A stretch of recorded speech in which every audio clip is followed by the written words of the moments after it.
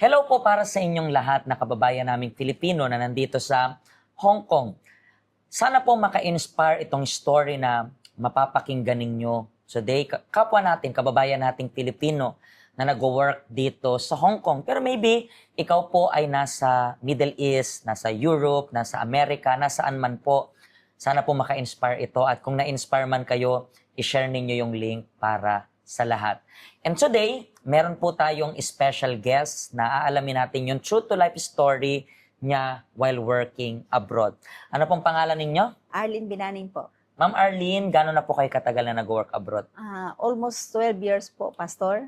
12 years? Opo. Pero taga saan po kayo sa Pilipinas? Sa Davao City po. Davao. Okay, so itong 12 years mo na nag-work sa abroad, saan-saang bansa to? Sa 3 taon sa Malaysia at dito naman sa Hong Kong is almost 9 years. Kasi 2 beses ako na-terminate at dito sa current amo ko ngayon is going to 8 years. Okay, so 2 bansa pa lang, Malaysia, Malaysia at saka Hong Kong. saka Hong Kong. Pero bago ka umalis ng Philippines, ano yung pinaka-reason kung bakit ka nag-abroad?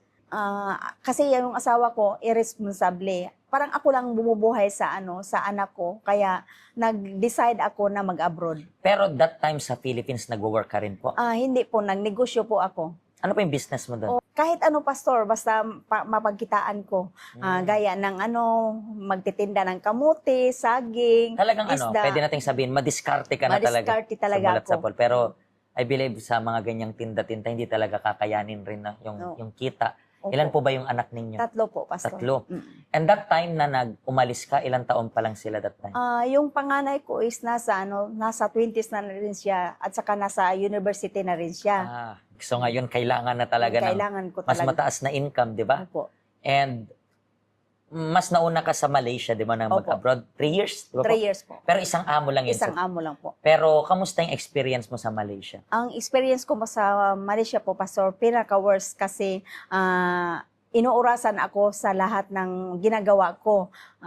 Makakaupo lang ako kapag kumakain ako. Kapag kumakain naman, parang inaagawan ako ng pagkain kasi may nakasunod na trabaho. Mhm. Tapos, isang beses, habang natutulog ako, bigla akong nagising kasi sobrang cute ng yung 2 kamay ko at saka umiyak ako. Mhm. So talagang ganyang katindi doon sa Malaysia. Opo. That time, di ba, 3 years ka doon, nag-offer pa rin sila ng renewal ng contract o hindi na rin? Nag-offer sila pero ayaw ko na kasi mababa lang ang sahod doon. At saka, Mababa? oo, at saka Wait, at that sobrang- time, kung i-convert sa peso, magkano rin yung naging sahod doon? nasa 11 to 12,000 lang po, pastor. Pesos? Yes po. Last 12 years ago. Yeah. Mm-mm. Pero even doon, kahit na sabi natin malaki na yung pera na libo, parang 10 years ago, pero still masyadong Masyado. tapos mahirap bugbog sa trabaho and Opo. everything na. And yung pagbalik mo sa Philippines, agad-agad po bang nag-apply ka dito sa Hong Kong? Nag-apply po ako rito sa Hong Kong. Kaya hindi pinala, 2 beses hindi rin ako na-terminate. So yung una mong amo dito is ilan buwan yung tinagal mo? Almost 3 months, pastor. 3 months lang. 3 months. Terminate ka, anong reason? Wala namang wala namang nilagay sa termination ko kundi optional lang. Pero di ba, syempre, nung yung sinabi niya yun sa'yo, terminate ka ba on the spot? Or, On the spot on the talaga, spot. pastor. Okay, so wala nang rason-rason. Walang rason. So, and then kailangan mong umuwi sa Pinas that time. Oo. Pero nagbakasakali ka pa rin ulit dito. Opo. So, sa pangalawang amo, Na-terminate again. 7 months din ako. 7 months. Pero buti kasi yung pangatlo mong amo is ito ng current na ngayon, Opo. di ba? Mm. Buti parang hinisip mo pa rin na mag-try kahit twice ka nang na-terminate. Opo, nag-try pa rin ako, pastor, kasi kahit yung edad ko noon, nasa parang basta medyo mataas na yung edad ko noon. So, nag-try pa rin ako kahit sinabihan na ako ng yung second agent ko na galingan mo to pag ma-terminate ka pa, hindi Wala na. hindi na ako Pero makakapunta. bakit pinupush mo pa rin Hong Kong? Kasi di ba, syempre yung iba, like twice ka nang na-terminate. Siyempre, isipin ng iba, hindi para sa akin yung Hong Kong kasi parang 2 beses na eh. Kasi iniisip ko, pastor, kasi yung mga anak ko, pag uwi ako sa Pilipinas, ako pa rin ang magsasuffer sa kanila. So talagang mas magpinush mo na lang to. Pinush Talagang hangarin ako sa pagtsatsaga mo kasi imagine niyo po yun. Pero I believe, sabi katulad ng sabi natin sa Filipino, kapag may tiyaga, May nilaga. may nilaga. So ngayon, may nilaga ka ngayon kasi para tumagal ka ng almost 8 years na, di ba? Para tumagal ka ng sa isang employer ng almost 8 years na, ibig sabihin, sabi nga nila sa language nila, jackpot. 'Di ba? Mabait po ba yung employer mo ngayon? Oo. Super bait naman yung amo ko, wala akong masasabi sa kanila. And yung sa lahat ng natutunan mo dito sa abroad, lahat ng sacrifice na pinagdaanan mo while working abroad, alam ko ang dami mo ring naging experience. Pero paano ka po napunta dito sa help center? May kaibigan ako na nagbibigay ng flyers. Sa araw na yon hindi ako sumama sa kanila kasi may iba din akong pinupuntahan. Pero nung lahat ng mga sinabi niya, naakma sa kalagayan ng asawa ko, kaya hanggang ngayon nananatili ako. Kailan na po kayo katagal sa help center? More than 8 years. More than 8 years na rin. Yes, Pastor. So, almost ng pagdating mo dito, ilang weeks lang or months, napunta ka na agad dito. Opo. So, nice. So, within this 8 years na nandito ka sa help center, alam ko, marami ka nang natutunan. Marami ka nang napagtagumpayang problem. Kung mamimili ka ng isa na lesson na natutunan mo na pwedeng, sabihin natin, pinaka nakatulong sa'yo, ano yun? Sa akin, ang pagpapatawad at saka yung pag-manage ng finances. Bakit? Kasi noon, hindi ako marunong maghindi o kundi bigay todo na lang ako. Ngayon, na-manage ko na yung finances ko. So ngayon, meron ka ng ipon. Mayroon na, Pastor. Sa tingin nyo, so yung importance ng mga seminar natin sa finances, Yes diba? po, Pastor. Kasi para po sa mga hindi nakakaalam na kaibigan namin, alam nyo po na meron kaming ginagawang mga seminars dito. Seminar para sa family, seminar para sa love life, seminar para even sa health, sa finances, sa lahat ng aspeto ng buhay. Bakit namin to ginagawa? Even though ginagamit natin yung salita ng Diyos, pwede naman itong i-apply sa iba't ibang aspeto ng buhay kasi ang gusto ng Diyos sa atin. Yes, firstly, yung kalooban natin matatag. Pero the rest, ang gusto rin ng Diyos is matatag rin yung pamumuhay natin.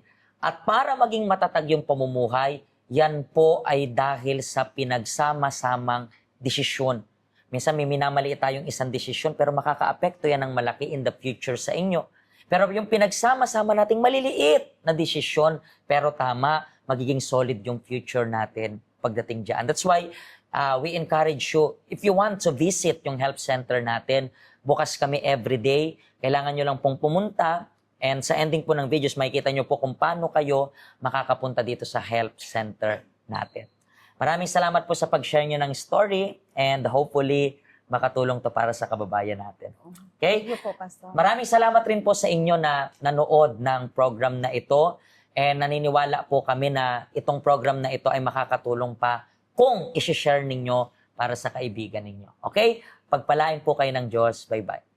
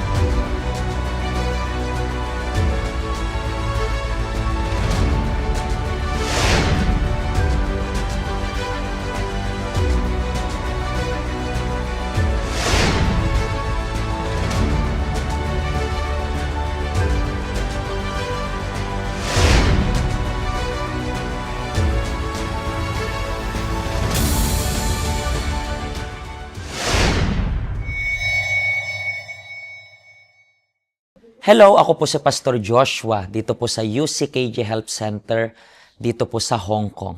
At yung mga napanood nyo pong testimony ay mga testimony ng mga OFW dito sa Hong Kong. Pero I believe makaka-relate rin naman kahit nasaan po kayong bansa. Basta OFW. Ang health center po natin ay walang pinipiling religion. Base na rin po sa name, Health Center. Kung kailangan nyo po ng karagdagang information, nandito lang po sa baba lahat ng information na kailangan ninyo. Kontakin nyo lang po kami at magiging masaya po kami na matulungan ka, ma-assist ka, nasaan man po kayong bansa. Pagpalain po kayo ng Diyos.